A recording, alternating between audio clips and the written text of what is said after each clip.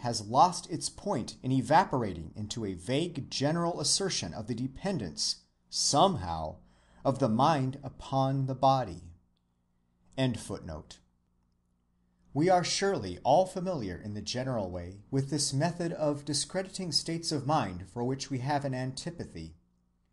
We all use it to some degree in criticizing persons whose states of mind we regard as overstrained. But when other people criticize our own more exalted soul flights by calling them nothing but expressions of our organic disposition, we feel outraged and hurt, for we know that, whatever be our organism's peculiarities, our mental states have their substantive value as revelations of the living truth, and we wish that all this medical materialism could be made to hold its tongue. Medical materialism seems indeed a good appellation for the too simple-minded system of thought which we are considering. Medical materialism finishes up St. Paul by calling his vision on the road to Damascus a discharging lesion of the occipital cortex, he being an epileptic. It snuffs out St. Teresa as an hysteric, St. Francis of Assisi as an hereditary degenerate. George Fox's discontent with the shams of his age, and his pining for spiritual veracity, it treats as a symptom of a disordered colon. Carlyle's organ tones of misery it accounts for by a gastroduodenal catarrh. All such mental overtensions, it says, are, when you come to the bottom of the matter, are mere affairs of diathesis, or auto-intoxications most probably, due to the perverted action of various glands which physiology will yet discover. And medical materialism then thinks that the spiritual authority of all such personages is successfully undermined. Let us ourselves look at the matter in the largest possible way. Modern psychology, finding definite psychophysical connections to hold good, assumes as a convenient hypothesis that the dependence of mental states upon bodily conditions must be thoroughgoing and complete. If we adopt the assumption, then, of course, what medical materialism insists on must be true in a general way, if not in every detail. St. Paul certainly had once an epileptoid, if not an epileptic seizure. George Fox was an hereditary degenerate. Carlyle was undoubtedly auto-intoxicated by some organ or other, no matter which, and the rest. But now I ask you, how can such an existential account of facts of mental history decide in one way or another upon their spiritual significance? According to the general postulate of psychology just referred to, there is not a single one of our states of mind, high or low, healthy or morbid, that has not some organic process as its condition. Scientific theories are organically conditioned just as much as religious emotions are, and if we only knew the facts intimately enough, we should doubtless see the liver determining the dicta of the sturdy atheist as decisively as it does those of the Methodist under conviction, anxious about his soul. When it alters in one way the blood that percolates it, we get the Methodist. When in another way, we get the atheist form of mind. So of all our raptures and our drynesses, our longings and pantings, our questions and beliefs, they are equally organically founded, be they of religious or of non-religious content. To plead the organic causation of a religious state of mind, then, in refutation of its claim to possess superior spiritual value, is quite illogical and arbitrary, unless one have already worked out in advance some psychophysical theory concerning spiritual values in general, with determinate sorts of physiological change.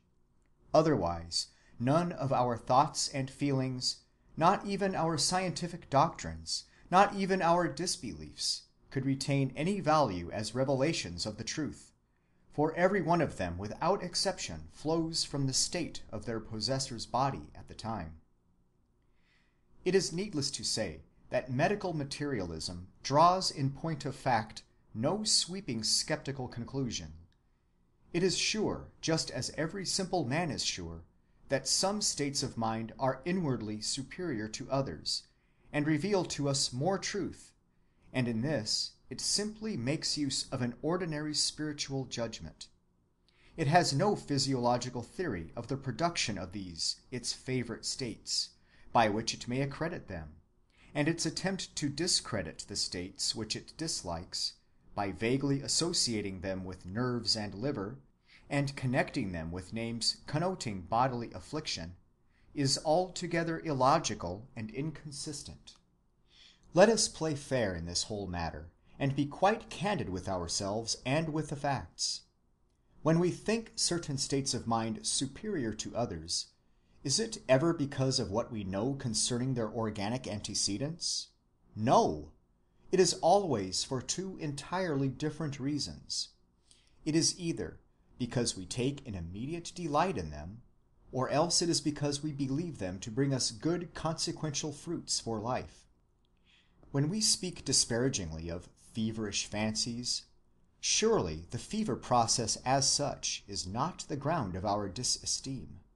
For aught we know to the contrary, 103 or 104 degrees Fahrenheit might be a much more favorable temperature for truths to germinate and sprout in than the more ordinary blood heat of 97 or 98 degrees.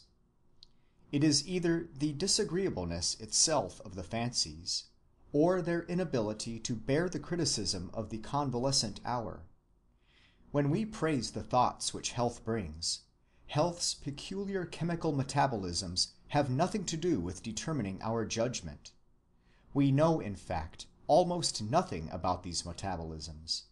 It is the character of inner happiness in the thoughts which stamps them as good, or else their consistency with our other opinions, and their serviceability for our needs, which makes them pass for true in our esteem. Now, the more intrinsic and the more remote of these criteria do not always hang together. Inner happiness and serviceability do not always agree. What immediately feels most good is not always most true when measured by the verdict of the rest of experience. The difference between Philip drunk and Philip sober is the classic instance in corroboration. If merely feeling good could decide, drunkenness would be the supremely valid human experience. But its revelations, however acutely satisfying at the moment, are inserted into an environment which refuses to bear them out for any length of time. The consequence of this discrepancy of the two criteria is the uncertainty which still prevails over so many of our spiritual judgments. There are moments of sentimental and mystical experience, we shall hereafter hear much of them, that carry an enormous sense of inner authority and illumination with them when they come. But they seldom come, and they do not come to everyone, and the rest of life makes either no connection with them, or tends to contradict them more than it confirms them. Some persons follow more the voice of the moment in these cases. Some prefer to be guided by the average results. Hence, the sad discordancy of so many of the spiritual judgments of human beings, a discordancy which will be brought home to us acutely enough before these lectures end. It is, however, a discordancy that can never be resolved by any merely medical test.